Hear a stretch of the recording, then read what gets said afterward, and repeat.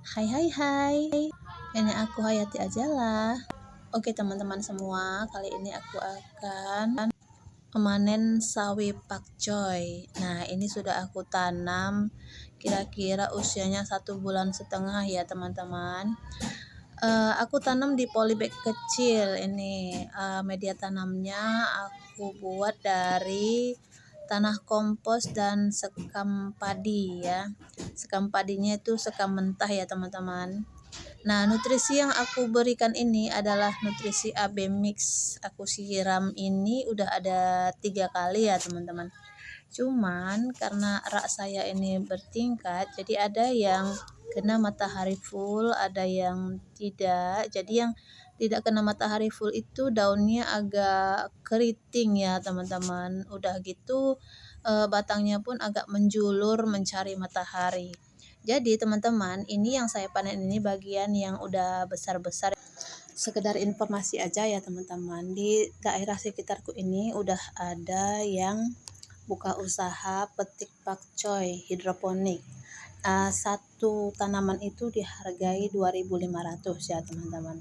Ya kalau menurut aku sih lumayan mahal ya. Cuman karena ada sensasi petik sendirinya ini yang membuat kita pemetik itu merasa bahagia. Walaupun harganya mahal tapi kita bisa petik sendiri tanpa harus menanamnya.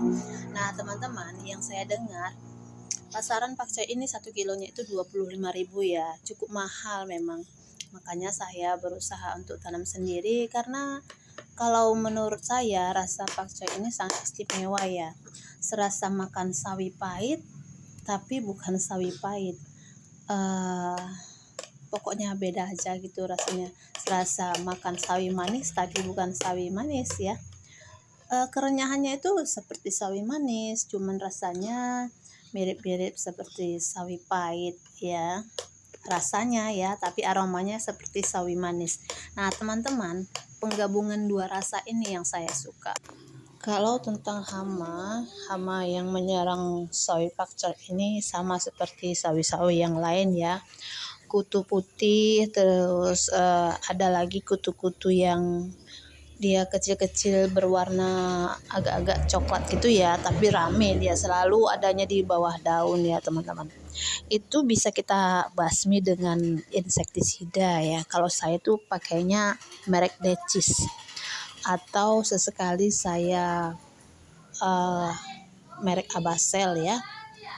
Boleh juga dengan merek-merek yang lain. Yang penting insektisidanya itu ya kita sesuaikan dengan takarannya ya teman-teman. Itu ada tata cara pakainya di setiap kemasan.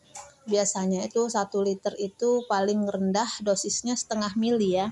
Saya ukur mili itu pakai suntikan yang biasa dipakai dokter atau bidan itu ya. Saya belinya di apotik. Saya bilang beli alat suntik tapi yang agak besaran yang saya beli ya. Karena kalau yang agak besar itu bisa pakai dosisnya itu bisa saya tambah-tambahin banyak karena tanaman saya juga banyak ya kan. Kalau yang kecil kurang apa buat saya, kurang payah, agak-agak susah saya makanya nyedotnya itu agak agak susah gitu ya. Kalau yang gede itu kita makainya agak lancar, jadi saya belinya yang suntikan besar. Nah teman-teman kalau misalkan ragu untuk menyemprotnya dengan insektisida kimia, teman-teman bisa menggunakan bawang putih. Bawang putih itu kita iris-iris lalu kita rendam di dalam air 1 malaman, atau teman-teman juga bisa menggunakan tembakau ya. Tembakau diambil getahnya dengan cara merendam atau merebusnya. Itu juga bisa kita semprotkan. Itu alami ya teman-teman ya. Ya cuman getah tembakau ini ya agak berwarna ya. Jadi misalkan ada bercak-bercak sewarna dengan getah tembakau ini ya harap dimaklumi. Tapi itu aman.